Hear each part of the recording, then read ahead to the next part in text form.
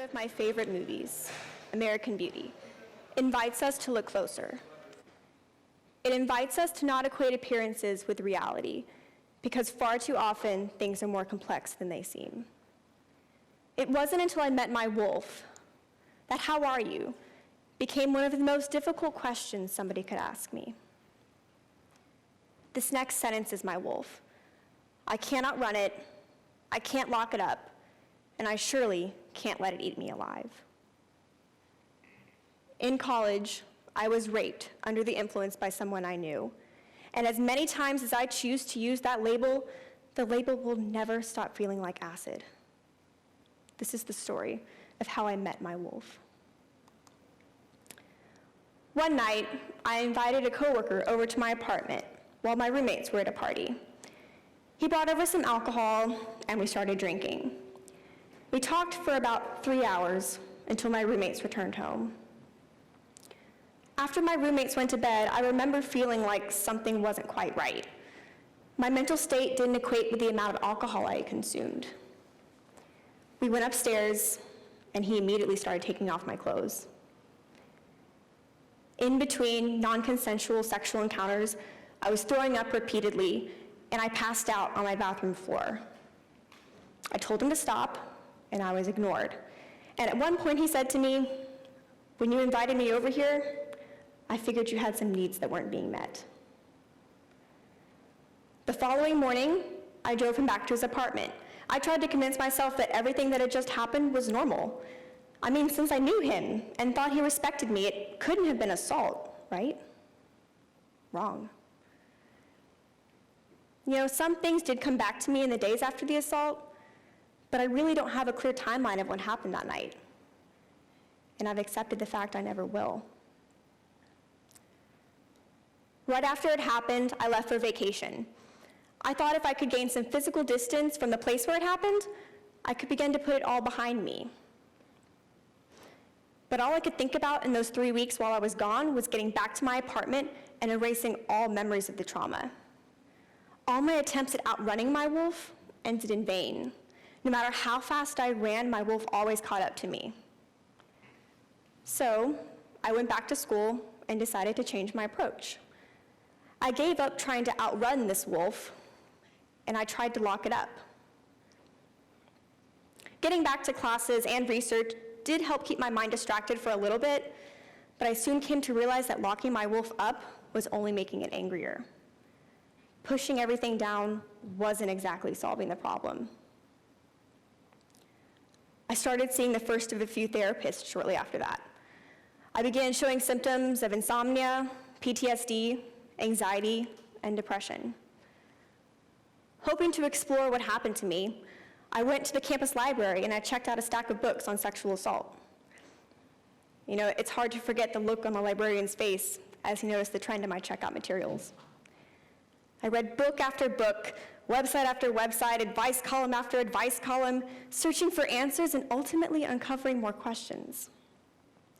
I initially shared my story with some close friends and a couple counselors, hoping somebody would tell me it wasn't assault. People reacted in all sorts of ways, but every single person I talked to told me it wasn't my fault. And it took me 6 months to finally believe them. You know, I blamed myself for a long time. I blamed myself for creating the circumstances that led to the assault. I blamed myself for inviting him over and trusting him. I even blamed myself for not being forceful enough with my no. These thoughts were harmful, damaging, but most importantly, they were completely invalid. Sexual assault and abuse is never the victim's fault.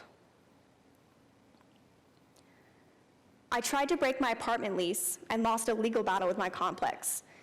The following summer, I was forced to live alone in the unit where I was assaulted because I couldn't afford to pay 2 rents.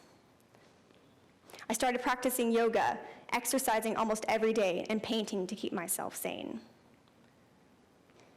Every day, I would have to drive past my assailant's apartment to get home, and I slept in the same room where it happened for months.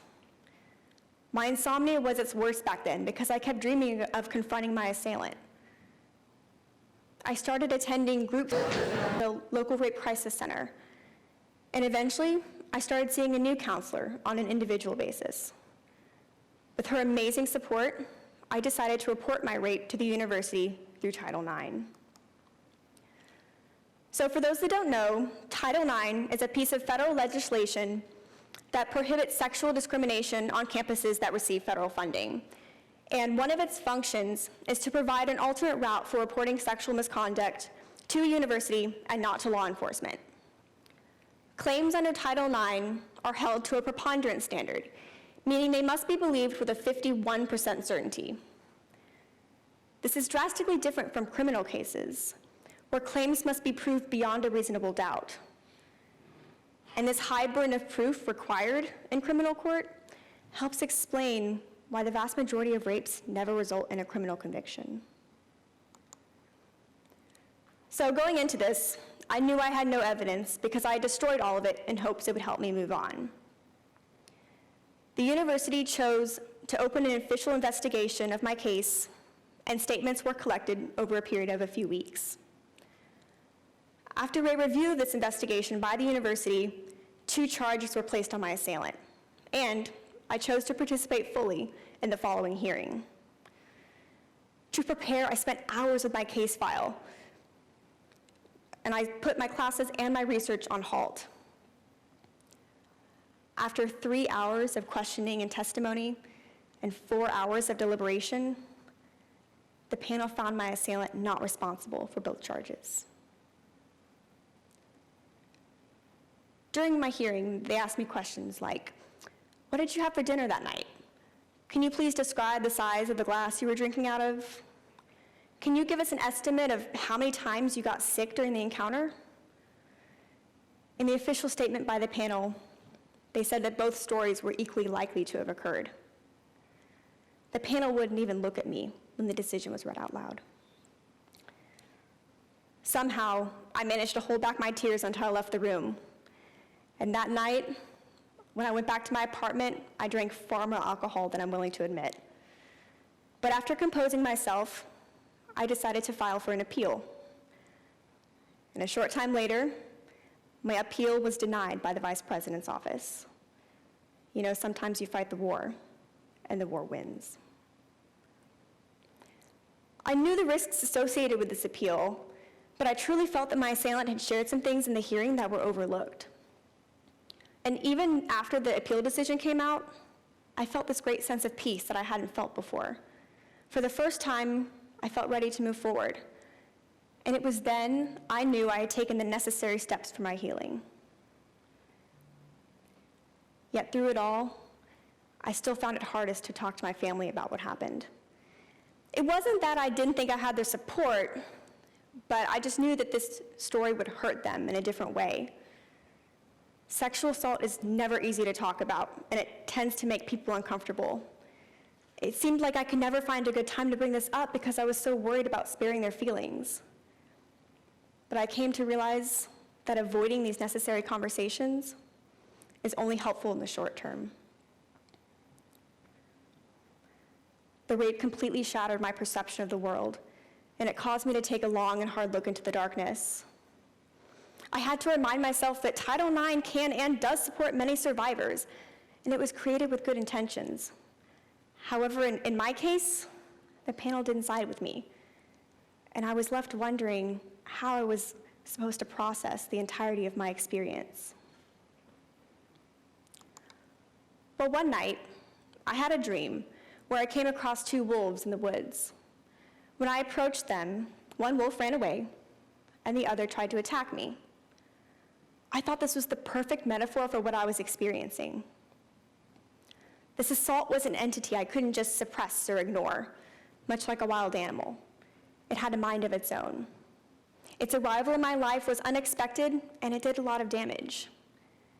This wolf would walk with me for the rest of my life, but I could learn to tame it. I began to think if I gave this experience a face, if I personified it, I could better process and accept it. This wolf didn't have to be completely good or completely bad. Now I view this wolf as a symbol of my strength, and it is a reminder of how far I've come in my journey. It is a part of me, but I don't let it define me. It is one chapter of my life story.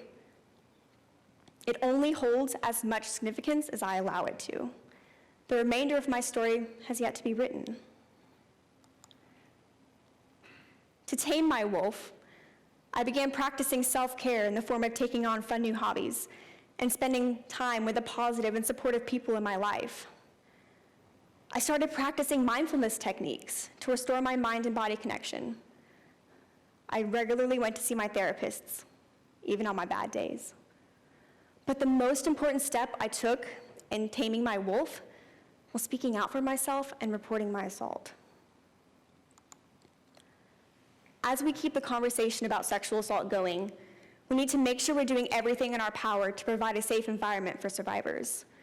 We as a society need to become more comfortable having these conversations because these conversations can be tools for real positive change.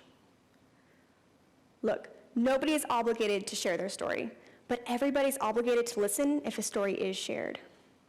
The reasons of reporting and timing of reporting are highly individual. I chose to report because I kept dreaming of addressing my assailant. I wanted him to be aware of how his actions impacted me and to hopefully not do this to anyone else. But more than anything, I wanted to speak out against the violence I survived. I came forward to take ownership of my truth, and I feel like I accomplished that. I did everything in my power to fight for myself, and that alone has given me closure. There's a parable of two wolves I find to be relevant when sharing my story, and today I'll share it with all of you. Grandfather's teaching his grandson about life. The grandfather says, "There is a war going on inside me. It is a war between two wolves. One wolf is evil. It represents things like greed, hatred, and fear. And the other is good. It represents things like kindness, bravery, and love. The same war is going on inside of you and inside of every other person, too." The grandson thought about this for a moment and then asked, "Grandfather, which wolf wins?" The grandfather quietly replied, "The one you feed." Today, I encourage you to find your wolf, acknowledge it, and begin taming it. It doesn't have to be a traumatic experience. It could be something as simple as a source of negativity or stress in your life.